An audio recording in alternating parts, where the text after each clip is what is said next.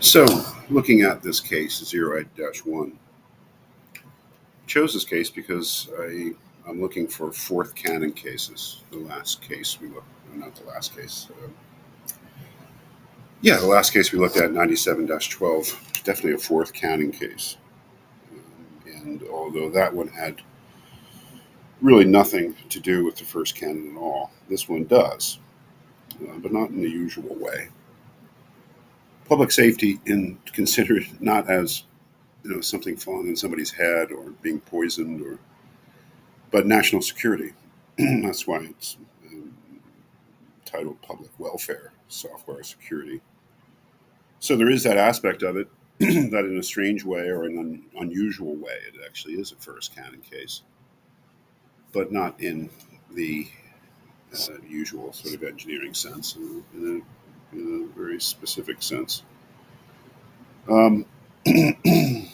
But being a fourth canon case, the engineer presumably has a fourth canon duty to be a faithful trustee or agent of their employer in this case. But they also have duties to the public, and one would say also duties to, dissociate themselves from any dishonest or unlawful enterprise. And certainly, if this company is actually ignoring or subverting the law, which it does seem to be, then the engineer should have serious concerns about what's going on. So read it for yourself. I don't think it's really very complicated, but it definitely is a fourth canon case, and it really,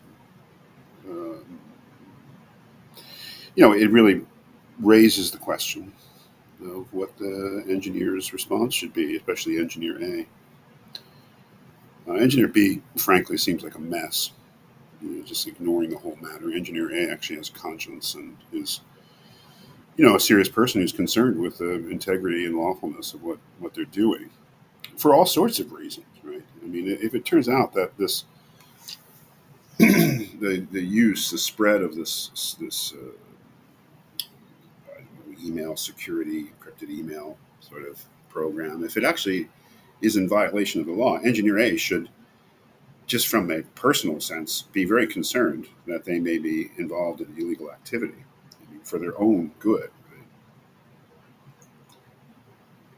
But aside from that, they should be concerned whether or not their firm is engaged in unlawful activity, doing things that go against a U.S. law and national security. I am very interested in what the conclusion in this case is.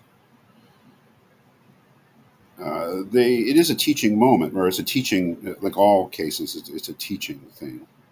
And they conclude their discussion by saying, the board recognizes that for a young engineer just beginning his or her professional career, it is frequently difficult to challenge superiors in matters involving professional practice, and that there is often a tendency to go along, not question authority, and be loyal to the company. I think that's a very good thing to point out, and it is at the very root of the idea of being professional, that one would never go against the ideals or principles or rules of the profession under some kind of pressure from the employer or client.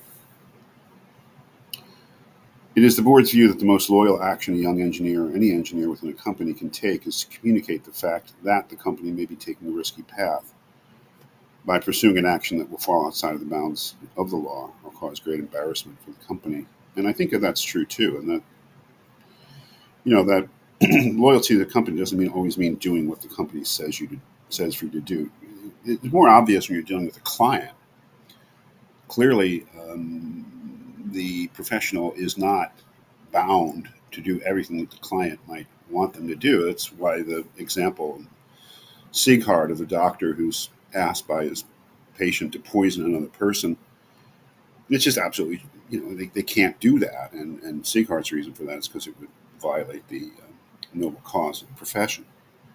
Now, we might not have to go that idealistic to say that the professional has to have an independence of judgment and a certain amount of discretionary decision making, you might say, autonomy, so that it's quite clear. So that is all to the good, I think, what the board says there.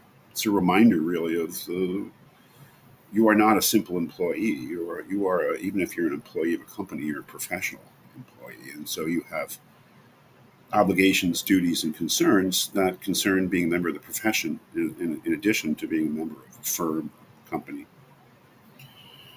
But their conclusion is interesting. Uh, Engineer A is responsible to call to Engineer B's attention to possible violation of federal law. It would seem to be minimally what Engineer A should do. Um,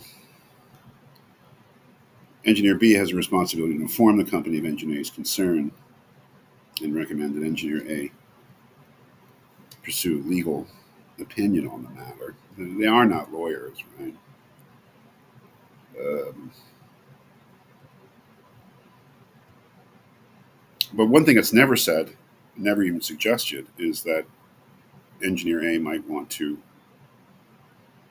contact law enforcement or some other outside. I don't think it's even mentioned here. What do they say? Well, it may be anticipated Engineer B will carefully look into this matter. In the event that Engineer B does not take this action, it would be ethically proper. Now, that's not to say that there's an obligation. It just says it's ethically proper for Engineer A to either seek an appeal of this matter at a higher management level within HITECO or recommend that Engineer B seek a written opinion, blah, blah, blah. Engineers A and B may want to consider documenting the actions and discussions taken by them, because clearly there are legal ramifications. What is quite surprising here is not that the idea of blowing the whistle is never even mentioned. And that's neither wrong nor right. It's the opinion of the Board of Ethical Review, but it is interesting how conservative the board can be when it comes to whistleblowing. It would seem that under these conditions, at least it should be mentioned. That is, if Engineer A's concerns are not addressed, Engineer A is encouraged to take it higher up into the higher management level, so-called, but it's never suggested what Engineer A should do if nothing is done, which is, just an observation. It's not a condemnation of the opinion, of the case, or the conclusion of the case. But it is quite interesting, because one would imagine that under certain circumstances, it's exactly what Engineer A not only could do, but should do. So that it's never even mentioned, I think, is quite telling.